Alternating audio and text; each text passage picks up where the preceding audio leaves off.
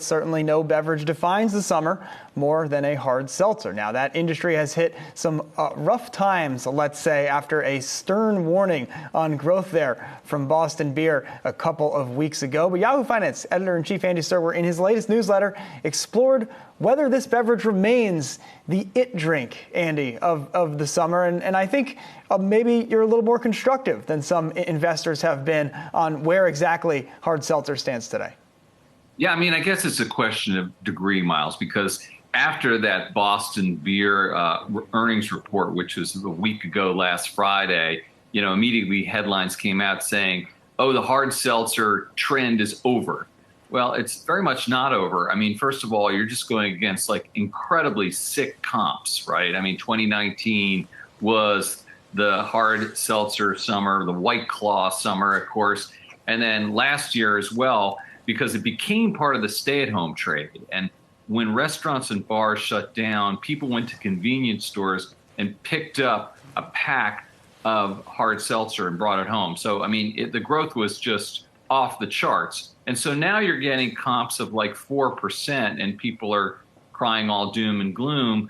And plus, you have all kinds of saturation going on. So you got a lot of new products. You can see some of them there on the screen. And the thinking is that as people went back to work, there's going to be less consumption of this drink, and people are going to go to bars and they're not going to be drinking these so much.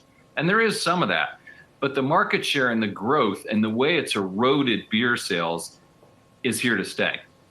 Yeah, that stuff is great, Andy. It tastes pretty good. I mean, one carb in some of this. This is really tailor-made to all of us. But you also looked at White Claw, its founder. Really, he's been a force in this industry.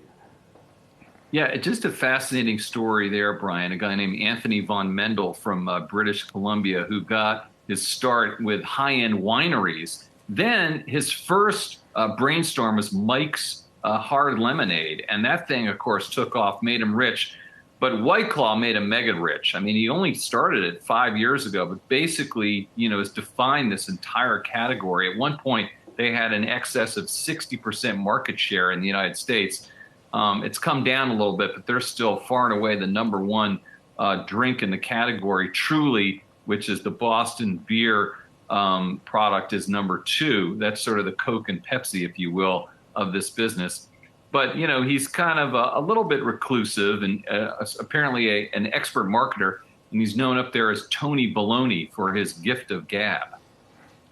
I mean, there's nothing this story needs more than a guy named Tony Bologna to jump in at this point in the proceedings. Andy, I guess the really question here for hard seltzer, and I think this is where the street disliked Boston Beer's conversation so much, is it a full new category, or is it a complement to beer? Is it a complement to mixed drinks, a complement to spirits?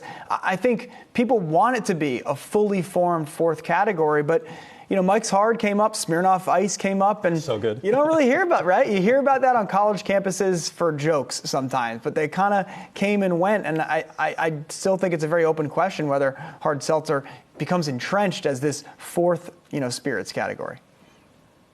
You're probably too young to remember Zima, Myles. I am. Coming from sports. Remember that stuff? Oh, my gosh. That was something. So, but you raise an excellent point, and that is that, in a way, it is a unique and discrete category. But on the other hand, it really speaks to this blending of all beverages, because what you're looking at is, tequila-infused hard tea with seltzer and peach-flavored agave vodka with a donut-flavored vodka. I saw that. I was like, come on, man. That's something only Brian Sozzi could love. Or a waffle-flavored one. So everything is getting all mixed up. And, the testing, the shelf space, and Brian, I know you've written about this. It's just crazy what's going on out there. And if you go to a store and you're looking what to buy, I mean, scratching your head does not even begin to describe what many consumers are going through right now. It's really two ends of the market here, Andy. You have so much strength, I would still, in that top end of the hard seltzer market. We just talked to Diageo's CEO last week, and they're seeing a booming business in tequila. It's pretty fascinating to see.